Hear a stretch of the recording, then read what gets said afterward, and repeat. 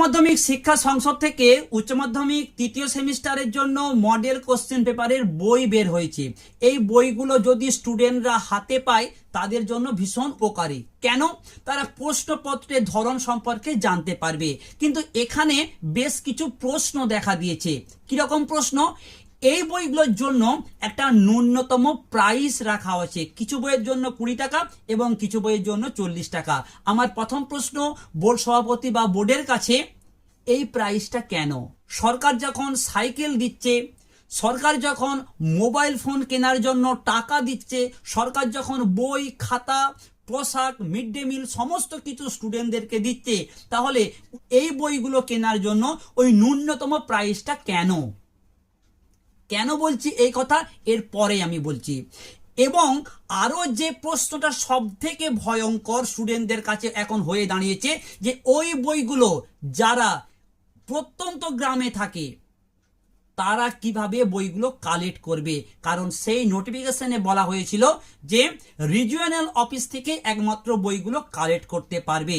তাহলে ওই বইগুলো শুধুমাত্র শহরমুখী স্টুডেন্ট ছাড়া যারা গ্রামে থাকে তাদের পক্ষে কালেক্ট করা কিন্তু সম্ভব নয়।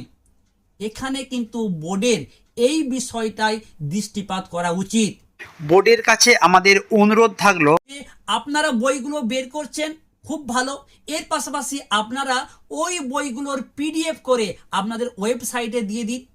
যে ন্যূনতম প্রাইসটা আপনারা বই থেকে কিনছেন সেই প্রাইসটায় সেই ওয়েবসাইটের পাশেই স্ক্যানার দিয়ে দিন, যাতে করে স্টুডেন্টরা সেই স্ক্যানারের মাধ্যমে পেমেন্ট করে দিয়ে তারা তাদের পছন্দের সাবজেক্টের পিডিএফটা ডাউনলোড করতে পারে। এতে করে কি হবে, শহর থেকে গ্রামের ম্যাক্সিমাম স্টুডেন্ট এই বই বা এই পিডিএফ গুলো কালেক্ট করতে পারবে।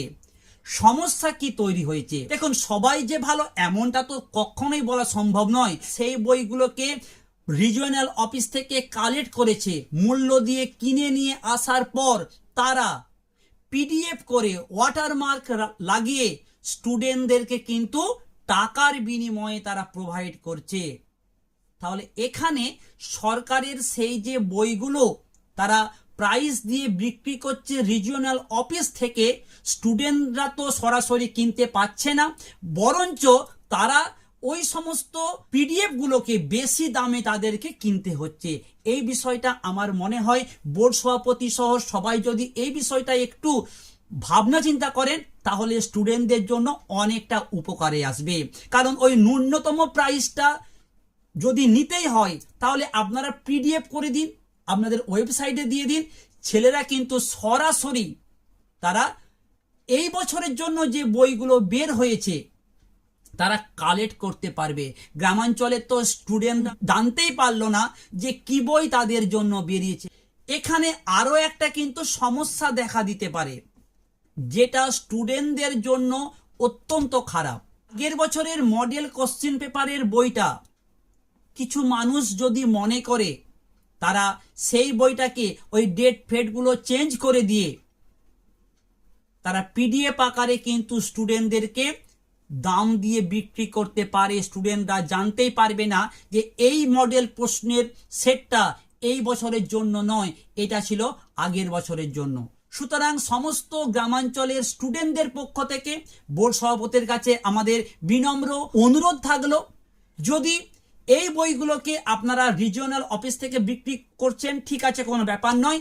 আপনারা যদি এই বইগুলোকে পিডিএফ আকারে আপনাদের ওয়েবসাইটে দিয়ে দেন এবং সেখানে যদি স্ক্যানার রেখে দেন, তাহলে গ্রামাঞ্চলের ছেলেরা পিডিএফ গুলো তারা অর্থের বিনিময়ে ডাউনলোড করতে পারবে এবং তাদের জন্য সেটা কিন্তু অত্যন্ত ভালো। আমি চাইবো সমস্ত স্টুডেন্টরা এই ভিডিওটা তোমরা একটু বেশি করে শেয়ার করো, যাতে আসল জায়গায় এই ভিডিওটা পৌঁছাতে পারে।